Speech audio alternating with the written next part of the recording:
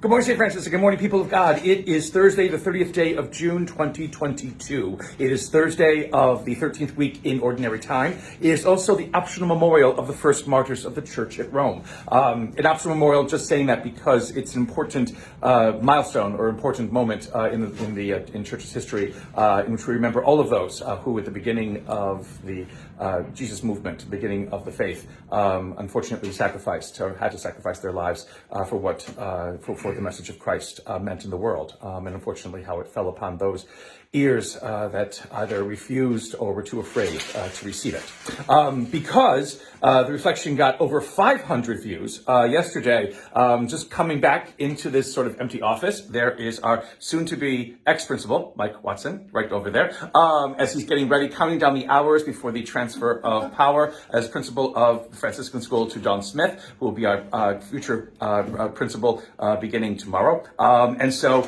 looking again at the room as it seems to get emptied out, ready to be painted again to welcome Dawn into it. So yeah, you're still here. I am still here. I am still here. Remember, everybody comes and goes, but Father Jim stays. And so today's readings. Do you know what the readings are for today, Mike?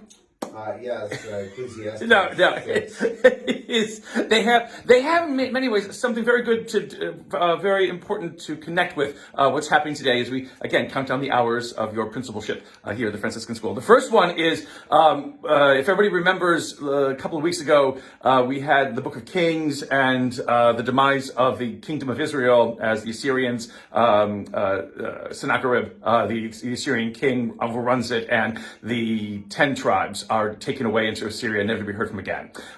We come back today to the prophet Amos, and Amos is basically saying, Israel, watch out, or else Assyria is going to come and take you away. And the king of Israel, Amaziah, basically distrusts Amos and says, flee to the land of Judah, prophesize there, because you're making us all feel unhappy about ourselves, because we know what we're doing and we know we're right. And so Amos goes to Judah, but then he says Israel will become a barren kingdom, a barren land, and will be taken away. Everything. So Amos, going back in time in the chronology of the Old Testament, to remember a prophet who tried to save Israel but was unfortunately unable to do so.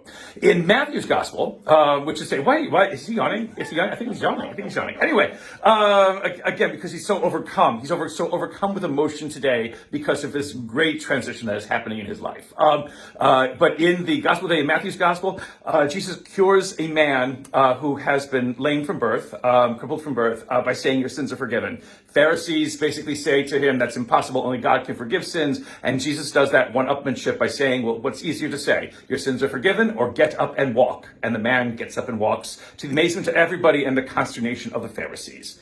Today we are said, in your face, Pharisees. Exactly. And so today we are going to say to Mike Watson, get up and walk with your achievements. No, not get out, but with your achievements and your success and your legacy here at the Franciscan School. Walk proud, walk tall, with your head held high because of what you have achieved here, and now the wonders of a new horizon that lie before you.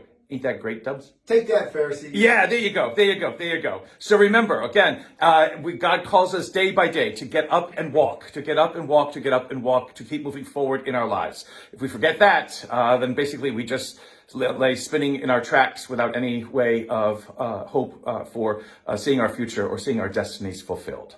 And may the Lord give you his peace. Say goodbye, Mike. Goodbye, Mike.